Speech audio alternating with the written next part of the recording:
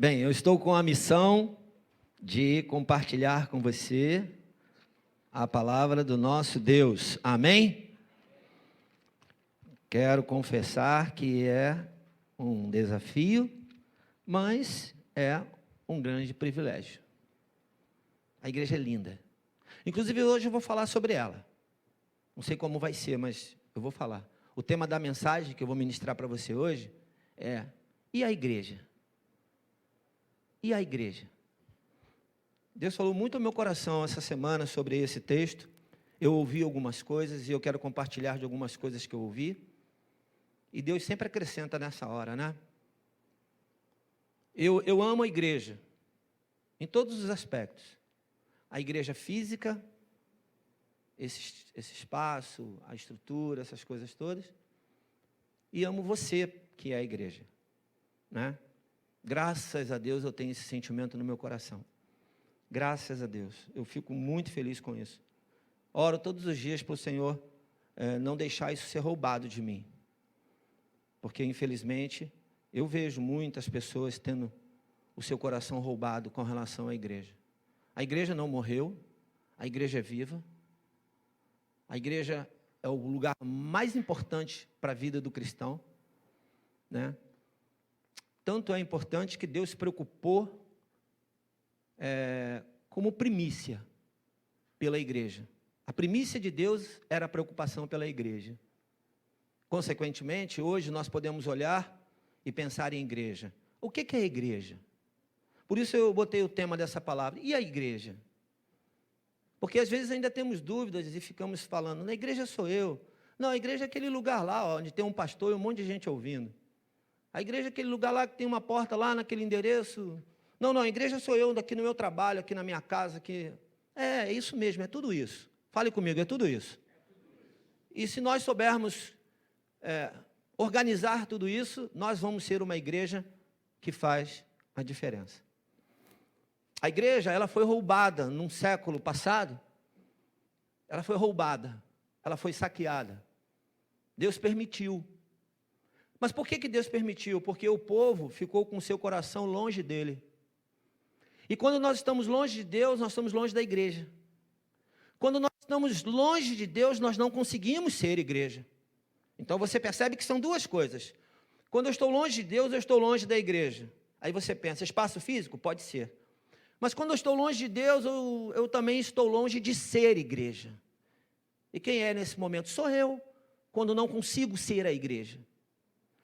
E é tão maravilhoso, porque quando eu consigo ser igreja, eu vou aos lugares aonde este lugar aqui não pode ir. Esse templo não tem pernas.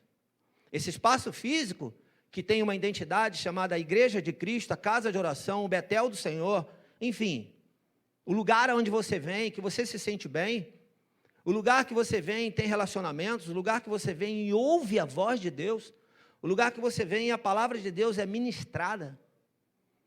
Eu queria dizer para você que o que Deus falou ao meu coração para que eu trouxesse essa mensagem para você é exatamente porque nós estamos finalizando o mês de aniversário da igreja, e eu quero honrar a igreja.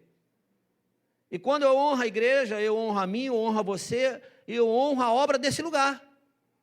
A gente não consegue, nós ainda pela nossa humanidade, ainda não conseguimos dimensionar de fato a importância da igreja que somos. Eu posso te afirmar isso porque eu sei que é desse jeito. Para mim como homem, para mim como cidadão, para mim como marido, como filho, como pai, como pastor. Eu sei que ainda não é tão fácil assim entender completamente a missão que está em nossas mãos. E que ela é poderosa. E que ela pode sim mudar uma sociedade inteira. Por isso que Deus permitiu que a igreja fosse tirada do seu povo, recolhida para a mão de um inimigo. Mas Deus deixou bem claro: sou eu que estou fazendo, e sou eu que vou restabelecer. Amém? Agora, isso só está de fato claro para aqueles que entendem que Deus, o soberano, o Senhor, aquele que nós proclamamos nessa manhã aqui, através do nosso louvor, da nossa adoração, quando de fato Ele está no controle. Eu só entendo isso só fica explícito para mim, no meu coração e também através das minhas atitudes, quando de fato eu entendo que Deus está no controle. Então, quando eu ouço de Deus que Deus vai tirar, eu preciso entender que Ele está no controle. Mas eu também entendo quando Ele fala, eu vou colocar de novo, Ele está no controle. Isso não é fácil. Isso é difícil. Porque bate em nós um monte de sentimentos e uma coisa chamada ansiedade, uma coisa chamada, um monte de coisa chamada. Que é estranho às vezes, que nós não sabemos administrar. A grande verdade é o seguinte, eu e você precisamos entender definitivamente que tudo mesmo, tudo com mais do lado, com um sinal de mais do lado, tudo está no controle de Deus. Isso precisa passar, isso precisa ir além de uma fala, além de um discurso. Eu e você podemos ter um belo discurso, ou podemos até nem ser bom nisso, ou nem ter um discurso. Mas quando nós conseguimos ter um discurso, ele influencia pessoas, ele move lugares, ele move grupos grandes, não é verdade? Mas isso precisa estar além de um discurso. A ideia de que Deus está no controle. A ponto de eu entender que em algum momento eu vou ser tão surpreendido que eu vou, diante das situações que estão no controle de Deus, eu vou olhar e vou falar, para tudo. Deus está no controle. Vocês estão entendendo o que eu estou falando? Para tudo. E o parar tudo que eu estou dizendo é literalmente aquele momento que eu estou envolvido com um monte de coisa e de repente eu paro. Porque eu preciso parar. E parar tudo e entender que Deus está no controle de tudo.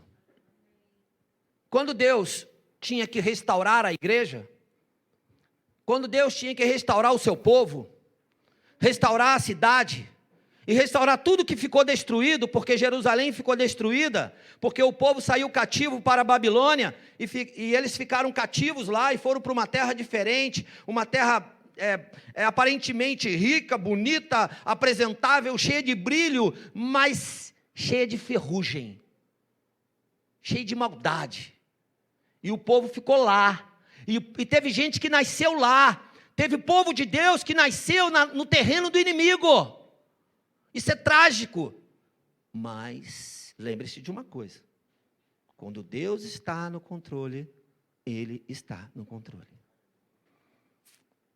Aí, eu quero partir de um texto que está em Esdras, que foi um homem que se levantou para contar a história dessa restauração tão interessante. Desculpe, gente, mas eu não consegui passar para a mesa os textos que eu ia falar aqui, né? Que eu vou falar aqui. Mas esse povo aí é tão bom, representado hoje pelo Flávio, é sério mesmo, eles são bons mesmo. E daqui a pouco, eu já falei Esdras, certamente ele já separou ali.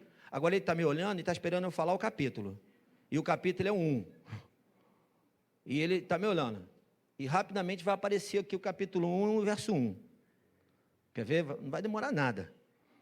Mas enquanto não vem, eu vou falar. Viu?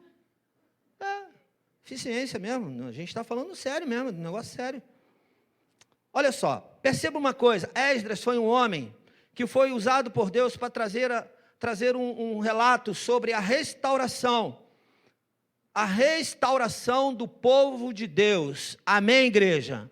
Esse homem trouxe o relato, Esdras até o capítulo 6, ele vem relatando esse fato, depois ele entra na história, depois ele se coloca na história, mas até o momento, Esdras vem trazendo as informações sobre a restauração do povo de Deus que estava cativo. O povo estava preso, cativo. Como que eles viviam? Eles viviam em suas casas, presos. O que eles faziam? Eles trabalhavam, presos. Então, pode uma pessoa trabalhar, viver nessa sociedade, andar para lá e para cá e estar cativo? Fale comigo assim, sim. Sim, pode, não tenha dúvida. Porque eu preciso entender que Cristo veio para me libertar, amém? E aí Ele me liberta de quê? Ele me liberta da morte. Aonde eu vou morar é maior do que esse lugar e melhor. Então, enquanto eu estou aqui, em alguns momentos ainda existem algumas Babilônias se levantando e tentando me tornar preso a elas. O que você precisa entender é que você tem uma identidade em Cristo, a partir de. E é isso que faz a diferença na sua vida. Sabe por que Deus foi lá e restaurou esse povo? Porque existia uma identidade no coração desse povo. Existia uma identidade que era diferente do nome que você tem. Que era uma identidade de Deus na vida daquelas pessoas. E Deus, para cumprir a sua promessa, Ele volta lá e usa pessoas, como eu e você. E nessa época Ele usou pessoas para poder trazer de volta o seu povo. Mas preste atenção numa coisa, a primeira coisa que Deus fez foi restaurar o que Deus restaurou primeiro? O templo. Fale comigo, a igreja. A primeira coisa que Deus se preocupou foi em restaurar a igreja. Jerusalém estava toda destruída e a igreja destruída, seus utensílios recolhidos e levados para estar com o inimigo. Os utensílios de Deus, a arca, o candelabro, a mesa dos pães e por aí todos os utensílios que estavam ali, eles foram recolhidos e levados para, cada utensílio daqueles tinha um simbolismo em Deus, um simbolismo mostrando uma realidade para o povo e um simbolismo apontando para Jesus Cristo, o Salvador, amém? Isso tudo foi roubado e foi tirado, e é dessa maneira que muitas vezes o inimigo vai tentando arrancar de você e de mim as virtudes de Deus que foram colocadas em nós. E é isso que nós não podemos permitir, porque se nós nos afastamos de Deus, e foi o que aconteceu com o povo, Deus não se afasta de nós, Deus continua com seus olhos sobre nós e suas mãos estendidas, mas se eu me afastar dele, eu vou ficar longe dessa mão e desses olhos, eu vou ficar longe da perspectiva de viver uma vida melhor, uma nova vida, como foi falado aqui hoje, simplesmente porque eu estou nas mãos de Deus. Eu vou ler o texto bíblico com você, eu vou ler até o verso 11, que diz assim, no primeiro ano do reinado de Ciro, rei da Pérsia, vai prestando atenção nos personagens, Ciro, rei da Pérsia, a fim de que se cumprisse a palavra do Senhor, falada por Jeremias, o Senhor despertou o coração de Ciro. Quem despertou o inimigo foi quem? Quem que foi?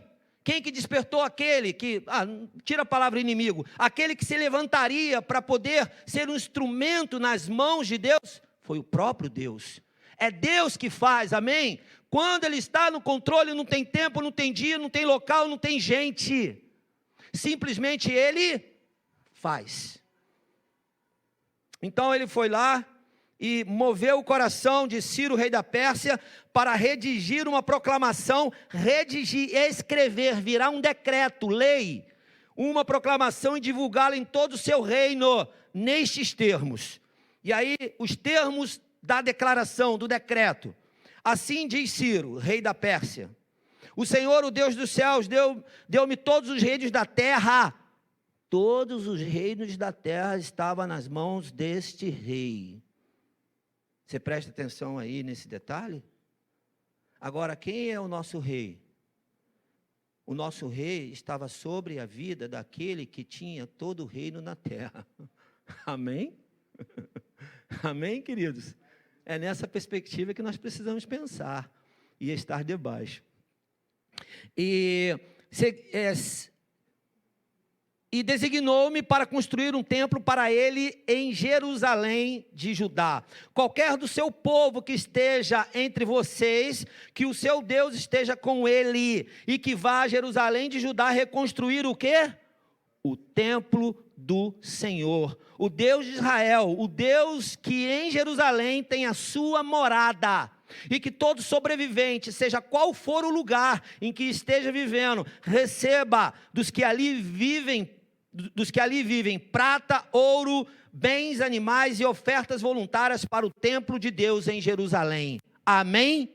Então houve um decreto de um rei que tinha o poder sobre todos os reinos da terra, aonde ele precisava se movimentar para reconstruir as coisas de Deus, porque o Deus que nós servimos é maior. Por isso nós falamos, Ele é o Rei dos Reis, cantamos aqui hoje, Ele é o Senhor dos Senhores, porque o rei da Pérsia, Ciro, isso é história e foi fato verídico, tá? Isso é registro de um homem chamado Ciro, que foi rei da Pérsia, dominava os reinos. Ele tem que escrever um decreto dizendo, agora está na hora de restaurar, de recuperar aquilo que é do Deus soberano. Você já parou para pensar nisso? Você já parou para pensar que nós ficamos nos preocupando com o governador do nosso país, quando deveríamos nos preocupar com Deus que está acima do governador do nosso país? Ficamos cheios de encrencas, cheios de coisas com aqueles que vão governar o nosso país, quando na verdade eu preciso entender que esses homens, movidos pelo poder do Deus que é soberano, Ele dá a esses homens o direito e a obrigação de escrever um decreto com relação à minha e à tua vida, que irá nos beneficiar. Que coisa fantástica isso, a gente trazer para a história de hoje. Então quem é o rei da terra do Brasil hoje? Então esses homens que governam esse país, por causa da minha e da tua oração, por causa da minha e da tua presença ao Rei da Glória, por causa do não afastamento da igreja, do Rei da Glória, esses homens têm que se dobrar ao Rei dos Reis. E ponto final. Isso pode ser na nossa geração, isso poderá ser na próxima geração, não importa. O que eu preciso entender é que o Rei dos Reis está no controle do governo do lugar aonde eu estou. Aí, o que aconteceu aqui? Então os líderes das famílias de Judá e de Benjamim, como também os sacerdotes e os levitas, todos aqueles cujo coração de Deus despertou, é o verso 5, tá? Dispuseram-se a ir para Jerusalém e a construir o quê? O templo do Senhor. Todos os seus vizinhos os ajudaram, trazendo os utensílios de prata. Vai prestando atenção aqui. Todos os seus vizinhos os ajudaram, trazendo-lhes utensílios de prata e de ouro, bens, animais e presentes valiosos, além de todas as ofertas voluntárias que fizeram. Além disso, o rei Ciro de novo, mandou tirar os utensílios pertencentes ao templo do Senhor, os quais Nabucodonosor. Queridos, presta atenção numa coisa. Jesus, eu não sei se você está entendendo o que a gente está lendo aqui. A gente está preocupado com coisas, quando na verdade um homem que era o governador dos reinos da terra, ele tem que devolver aquilo que é do Senhor. Presta atenção nisso. Se você ainda tem alguma coisa roubada, pare e pense, pare, desperte, porque muitas vezes é nossa responsabilidade, não é do Deus vivo. Não é do Deus que é o Rei dos Reis, que é o Senhor dos Senhores. Se nós ainda temos alguma pendência, ou Deus está provando a gente, ou é responsabilidade nossa. Porque o Deus vivo, Ele vai lá naquele que tem o maior poder nessa terra, e mexe na mente dele. Mexe na mente, confunde a mente dele. Quando que um rei da terra vai estar preocupado com um povinho cativo, aprisionado, um povinho de uma cidadezinha pequenininha, toda destruída? Preste atenção nisso.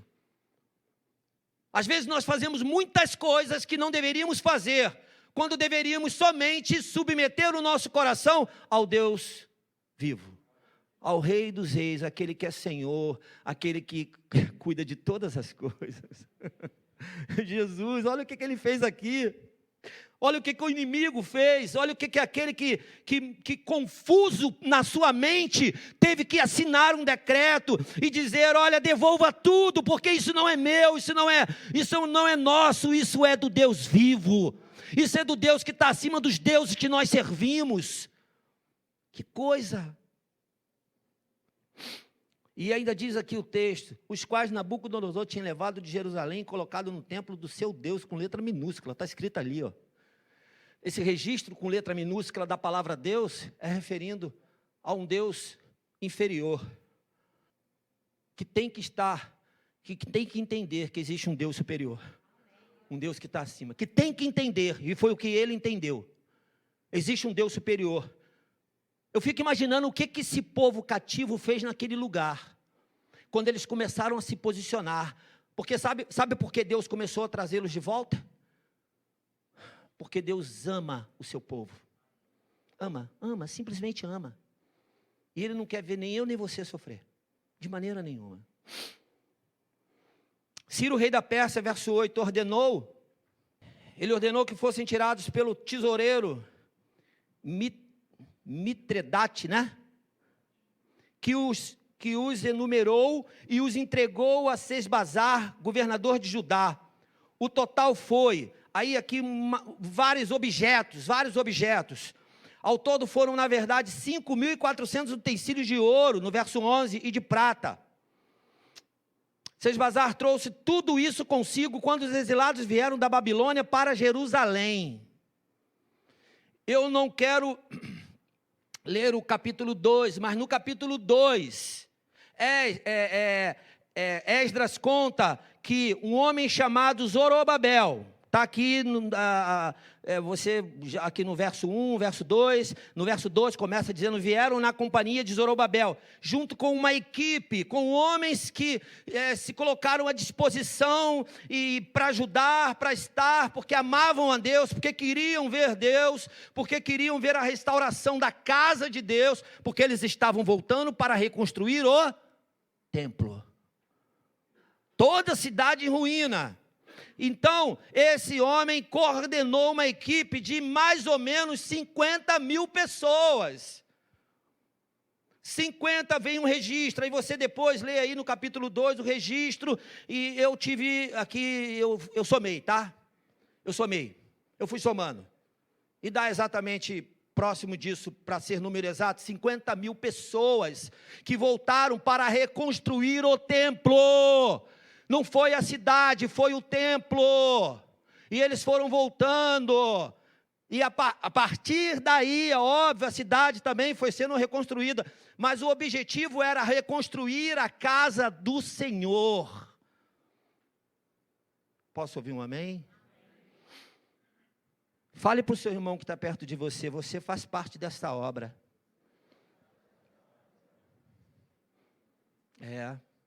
A gente fica achando que o nosso nome não está nessa lista. Depois eu vou te dar uma dica agora, depois você procura. Vê se você não acha seu nome nessa lista aí. Depois tu procura teu nome nessa lista aí. Provavelmente você vai falar assim para mim, não estou vendo meu nome não. Mas é porque você não quer ver. Se olhar bem, tu vai enxergar o teu nome. Amém, igreja? Se você olhar bem, você vai enxergar teu nome. Porque nós somos descendência de quem? Daquele que é o Cristo. Daquele que morreu por nós. Daquele que veio de uma geração que está aqui. Que entregou a vida por mim e por você. E que restaurou definitivamente a igreja. Que estava morta por causa do pecado. Você está conseguindo fazer uma analogia com os dias de hoje? E entender que aquilo que aos teus olhos se perdeu, o Deus dos céus pode ir lá e assinar um decreto em favor da sua vida. E fazer você voltar para o lugar da onde você nunca deveria ter saído. Agora entenda uma coisa, você pode pensar agora, eis que Deus está falando comigo, que eu preciso voltar para lá. Não é disso que eu estou falando.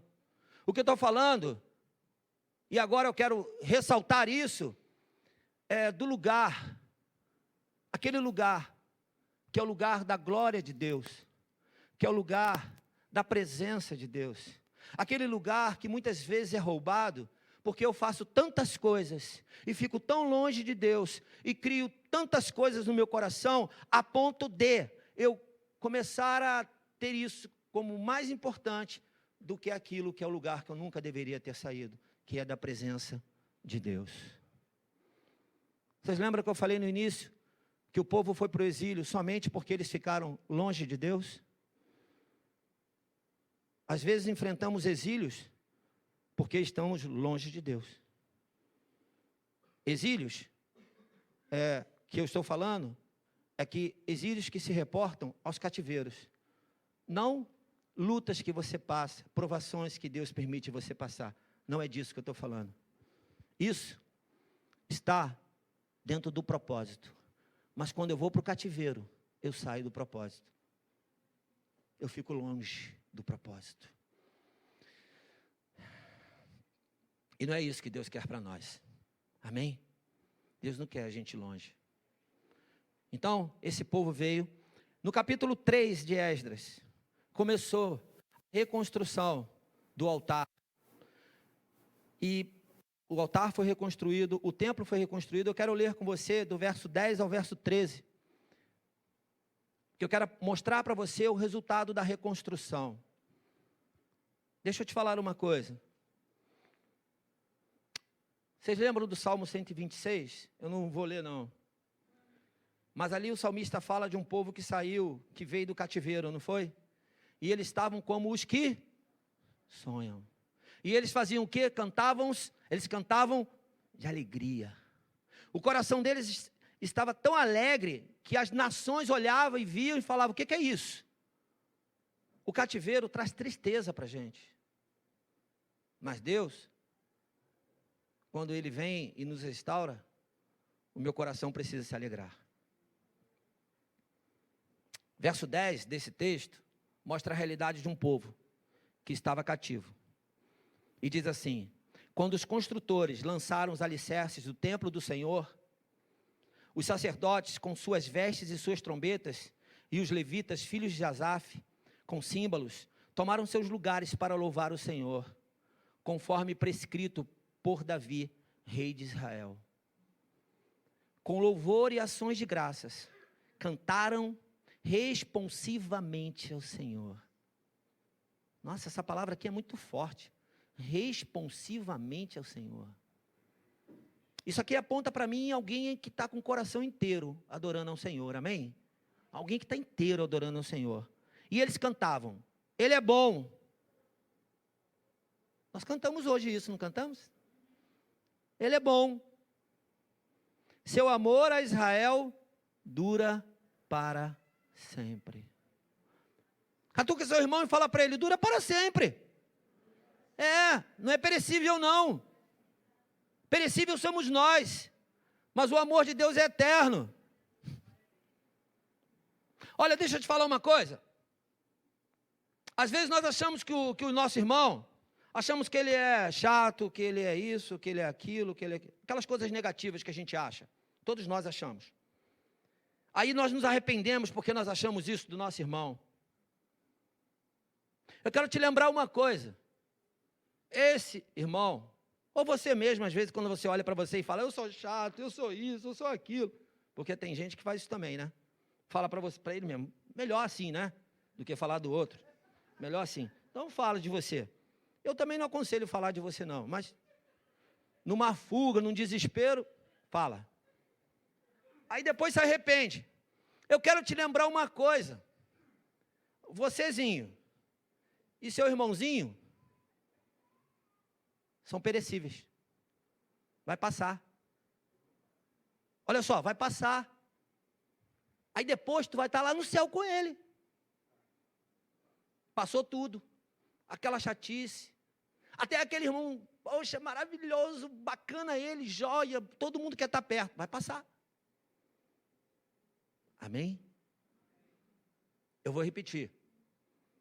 Aquela agonia que você fica por causa do teu irmão, que é cheio de defeito e está te incomodando, vai passar. E lá no céu, tudo igualzinho. Porque esse corpinho vai para o pó. Mas se o espírito não estiver vivo em Cristo, aí é que é o problema. Mas se o espírito estiver vivo em Cristo, aí é a solução. Ok? Para a gente fechar aqui, o verso, eu li até onde, me ajudem? O 11, né? Então eu vou terminar. O 12 e o 13. Mas muitos dos sacerdotes, dos levitas, dos chefes das famílias mais velhos, que tinham visto o antigo templo, choraram em alta voz quando viram o lançamento dos alicerces desse templo. Muitos, porém, gritavam de quê? Pode falar alto, gente. De alegria. Não era possível distinguir entre o som dos gritos de alegria e o som do choro de alegria também, pois o povo fazia enorme barulho e o som foi ouvido a grande distância. Por isso os pentecostais, o barulho é de Deus e precisa ir longe. O soar de Deus precisa alcançar a outros. Seja com uma voz tranquila, ou seja com uma voz mais intensa, seja só a partir do teu coração, passando pela tua oração. O que precisa acontecer é que as nações precisam saber que esse Deus é Deus. Ele não é qualquer Deus, Ele é Deus sobre todas as coisas. E a partir daqui, um povo que conhecia Deus, a Bíblia diz que os mais velhos se alegravam e choravam porque tinham visto o que tinha acontecido com o templo antigo. Vocês estão entendendo isso? Então perceba uma coisa, tem algo intrínseco aqui. Eu e você, se somos os mais antigos e vimos o templo primeiro, e temos uma promessa de que o segundo templo, a glória de Deus será maior, porque biblicamente o próximo templo que aconteceu, que é esse que foi sendo restaurado, ele de tamanho de comprimento, 5 metros, por 4 metros, por 10 metros, ele foi maior. Mas a beleza dele não foi maior do que o primeiro templo. Vocês estão entendendo isso? Foi tão forte que no primeiro templo tinham 10 arcas, e no segundo não tinha nenhuma. Até que ela voltasse, foi colocada uma pedra. Olha, mas que coisa maravilhosa. Quem é a pedra? Jesus. Então a beleza do segundo templo não era maior do que a primeira. De tamanho, de comprimento era, mas de beleza não. Mas tinha uma coisa que era diferente. A glória da segunda casa, a glória de Deus será maior do que a primeira. Quando Deus restaura, Ele restaura mesmo. Ele não perde tempo. Não é fácil reconstruir. Não é fácil nem construir. Mas é possível. Amém? É possível. E eu preciso me reportar para os dias de hoje. No capítulo 4 de Esdras, ele relata sobre a oposição de um povo, de reinos, que queriam impedir a obra. E sabe o que aconteceu? Sabe o que aconteceu? A obra foi parada. A obra ficou parada 14 anos. Por que não tinha ninguém para fazer nada durante 14 anos no templo do Senhor? Por quê? O que aconteceu? O povo voltou, e quando o povo voltou, eles entraram na rotina deles de novo. E o coração deles começou de novo a se afastar do Senhor.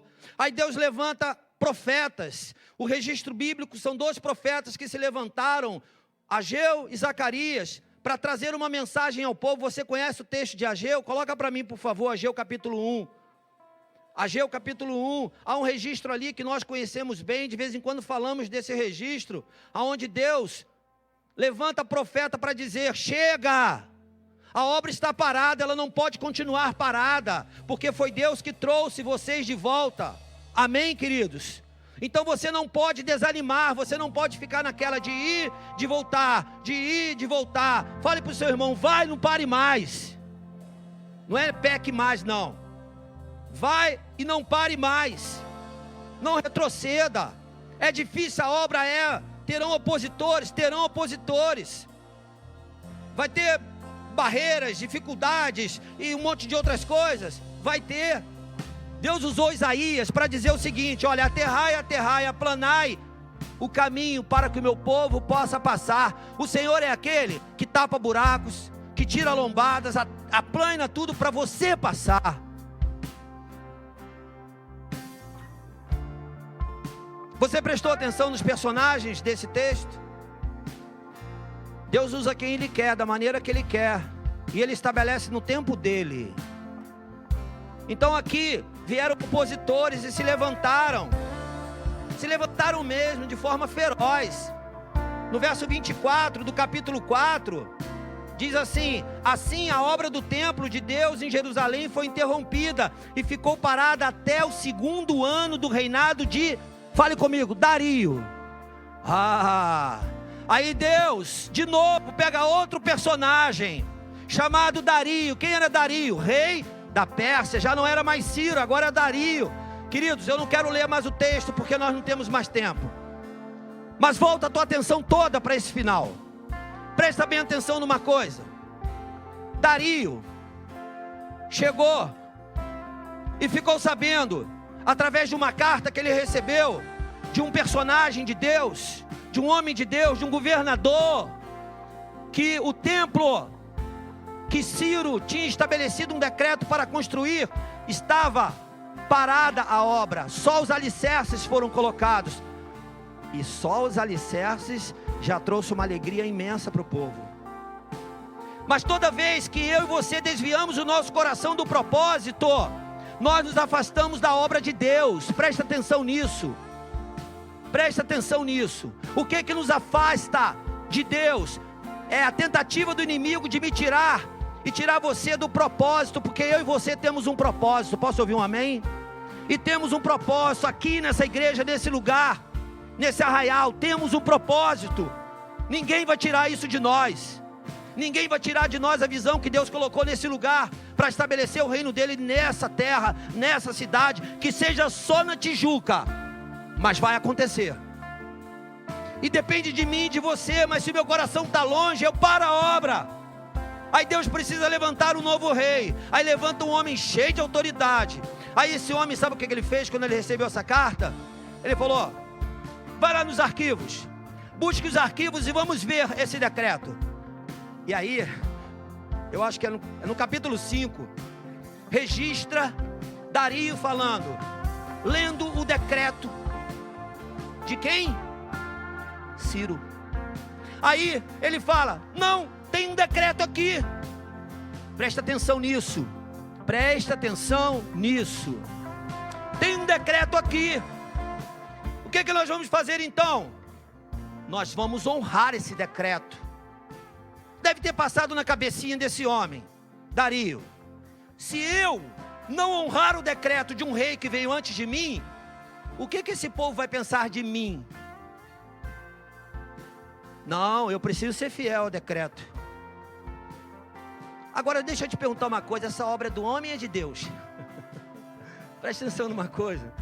Se Deus tiver que fazer aquilo que levaria 100 anos, se Ele quiser fazer em um dia, Ele faz. Se você acha que Ele tem que usar 100 pessoas em favor de você, Ele vai usar um e acabou. Se Ele quiser fazer uma obra aqui nessa igreja, para alcançar toda a Tijuca, adjacência, Rio de Janeiro, Brasil, Ele vai fazer. Vocês estão entendendo? Aí Dario descobre e fala: volta lá, continua a obra. Eu até anotei aqui para não errar. Ele fala 3 coisas. Manda reconstruir até o fim. Fala comigo: até o fim. Até o fim, tá? Não se esqueça disso. A tua obra, ela vai até o fim. Ela não vai ficar pela metade, porque tem um rei dos reis que é Senhor e que deu a ordem. A segunda coisa: manda dinheiro para reconstruir tudo. Não pode faltar dinheiro. O povo vai dar, mas vai tirar dos cofres públicos. Então, fala para o seu irmão: dinheiro não vai faltar. O que falta na gente é fé, querido, não é dinheiro. E na gente aqui, eu aqui, o pastor Ângelo aqui, como pastor dessa igreja, eu vejo no dia a dia, que a preocupação maior aqui não é com dinheiro, fique tranquilo com isso. Não é com dinheiro aqui a preocupação maior. A preocupação maior aqui é com a sua vida. Eu vejo o pastor Ângelo fazendo coisas que eu falo, eu admiro isso, por causa da sua vida.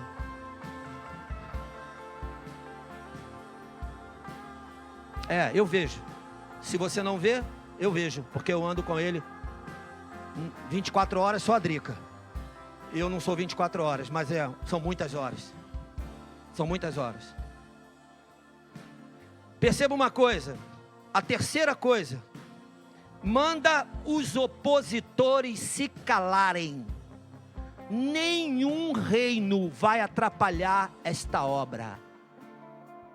Se eu fosse você, dava 3 pulinhos nessa cadeira. Dava um soco no ar, um grito, um aleluia, um glória a Deus, qualquer coisa. Então deixa eu te lembrar o que o rei Dario falou para fazer. Não vai reconstruir pela metade, vai até o fim.